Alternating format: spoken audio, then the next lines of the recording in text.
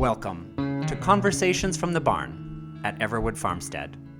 These are casual chats with visiting artists. Creaky barn, bugs, and all. Enjoy.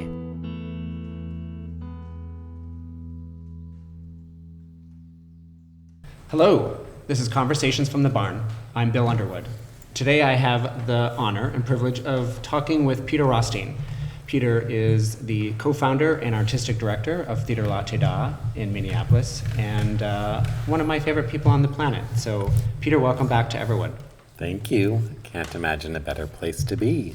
You and I have experienced some of the biggest moments in our lives in this barn. You were the celebrant in my wedding. You also married your husband in this barn. You have produced, or Everwood has had the honor of hosting two of your productions, Underneath the Lintel with the fabulous Sally Wingert, and of course the internationally renowned All Is Calm. Today, you've been working from the farm, a totally different experience. Talk to me about it. It is a totally different experience. It's, I say in the theater all the time, I use the expression the same but different. I guess that's kind of like what a reprise is in a musical theater song. You come back to something that's familiar, but it's different. And the goal in the theater is that the different is good, and that it ends up being deeper and richer and more emotionally engaging because you have a relationship with it, but there's newness to it. And so, I don't know, so this week is kind of the same but different, which has been really incredibly healing, and you wouldn't know looking out the window or walking the grounds that the world is in crisis when you're here at Everwood. Yeah, it's interesting to reference that crisis, the conditions we're experiencing right now. One of my favorite attributes of Latté is from the beginning you have always said, I feel like we need to tell the stories that our community needs to hear right now. If you had a magic wand and you could fill the Ritz Theater, what story would you like to tell the community right now? Yeah, in some ways it's maybe the first time in a long time I haven't had an answer to that question. I think the world's in kind of 2 points of crisis right now, right? That there's the COVID and the fact that we can't gather right now. And so what does storytelling look like in a time when it's the exact opposite of what we do, right? We're the opposite of social distancing. We live and die on communal experience. And so, but we also have a national pandemic of we're confronting racism in a new, I must say a realized reality, not a new reality. And that as a white story maker, I'm also thinking about whose paint is it that goes on the canvas right now.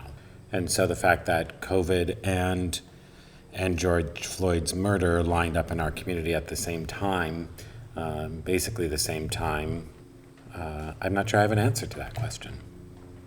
So how has nature played a role in your week?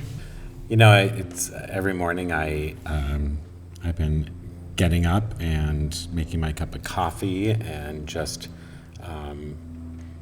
taking in the morning air and the morning sky. And a hard thing about the balance between running an organization from the administrative standpoint and from the creative standpoint is always a tension in the work. And it's such a gift to wake up and not right away dig into a million emails or technology or a Zoom call, but to just kind of wake up to nature and let that be the point of departure to create from, rather than from my inbox, is such a gift to let the point of departure be this place, the trees, the grass, the sky, the cool air, is such a privilege to be able to make that the place you step off from into whatever creative place the day's going to take you. You've been on retreat with Kate Sutton-Johnson this week, and I know the two of you are creating together. You mentioned sort of the ability to start the day with nature, but you, working with international partners, you've been forced to be on Zoom calls and use your email and while on this retreat. Has that been a frustrating component of it, or is that just you're recognizing it's just part of your creative process? No, it's exciting. There's so much that's new about. Kate is one of my most frequent and treasured collaborators, and she's designed scenery for many, many productions. But when you're working with Kate, I always say you're as much a director as you are a scenographer. She's not creating a sculpture in space. She's creating a world for a story to move through. She's always thinking about the kinetics of a design, and the meanings of the design in time and space. And so we've been working on a project with a writer based in Mexico City around the life of Frida Kahlo. So there's so many new things. It's our first international collaboration for Theater Latté, and it's the first time that I've engaged a designer from the point of departure on a given project. Normally a designer responds to a script rather than helps build the script from the get-go. So that's completely new. And it's the first time that we've been navigating a writing process via Zoom. And so Josera, our playwright, is in Mexico City, and he's going down to a theater 10 minutes from his house. That's a quarantined space now, and he joins us from there. Alyssa Adams, our dramaturg and associate artistic director at Latté, has been Zooming from her home in Minneapolis, and then Kate and I have been here in the barn. So yeah, so there's so much that's new about it, but all of it's been going incredibly well. Actually, it feels incredibly productive, and we spent a week together in Mexico City last October, surrounding ourselves with Frida's world and Diego Rivera's world, and so we had that base to build from. We shared meals in an apartment, and we're living in Coyoacan, where Casa Azul, Frida's home, is, and so it might be different had we not had that much time together, but no, it's been really, really productive and lovely this week. These last 4 months, any artist has had to pivot, experience new things. You mentioned the newness of this project for you. What have you learned about yourself as an artist? What's the biggest thing you've learned about yourself as an artist over the past 4 months? Wow, that's a fantastic question.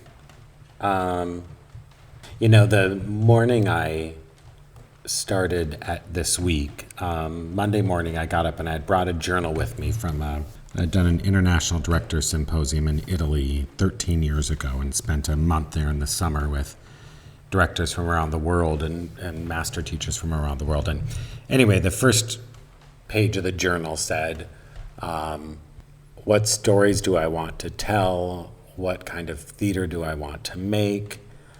Where do I fit in the global theater community? And I thought, oh my gosh, those questions feel more daunting than they even did 13 years ago. And so I think for me, there's great learning right now, but perhaps there's more of an unlearning, things I took for granted.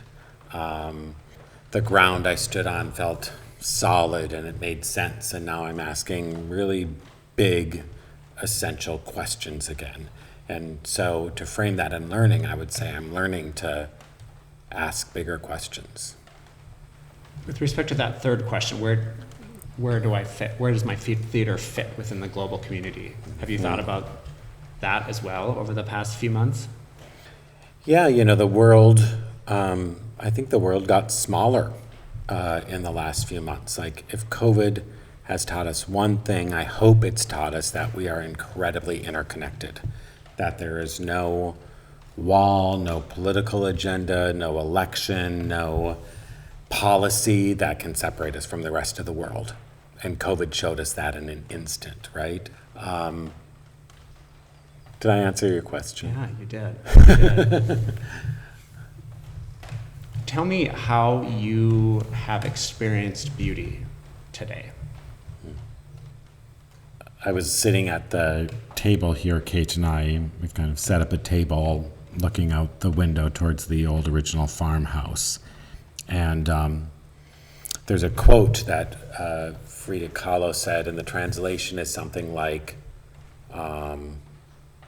there's no such thing as black, really, no black. And that in her paintings, the way I've interpreted that is in her paintings, she would never just squeeze black out of a tube of paint, that she would create black from a multitude of colors. And thinking of that in terms of the biography of her life, that Frida survived such incredible pain, but she also was incredibly passionate and sexual, and she loved people and food and music, and perhaps above all, she loved traditional Mexican folk art. And that even in pain, she recognized that pain wasn't just stepping into a world of black, but that pain always was a collection of color, and that joy was a collection of color, and that there is no such thing as just blackness. That blackness is always a combination. And so Kate and I were riffing on that for a while, but I was doing it while I was looking at kind of this beauty out the window where there is no black. There's the blue sky, and the green trees and the yellow flowers and the gray of the old barn house, but it's all this color.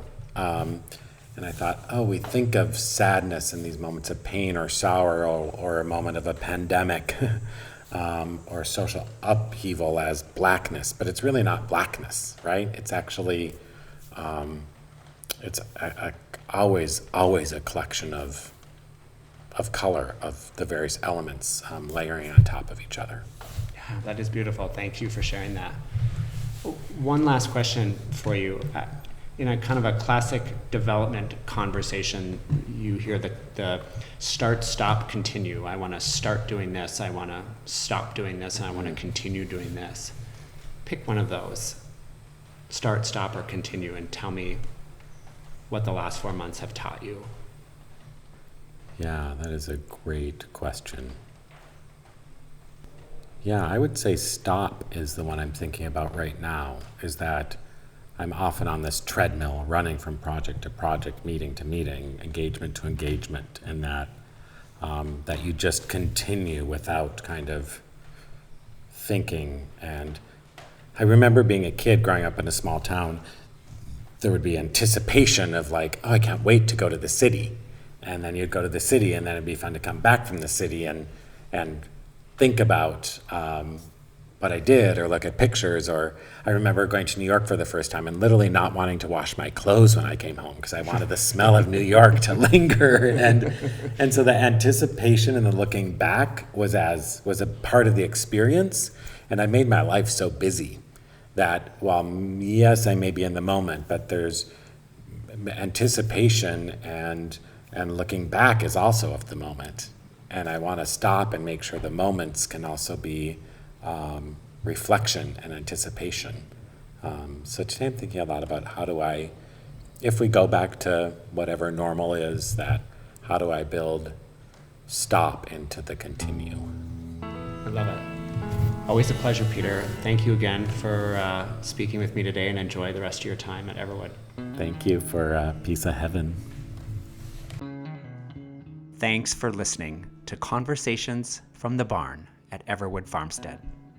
Our theme music is provided by John Mark Nelson. Wishing you all good health.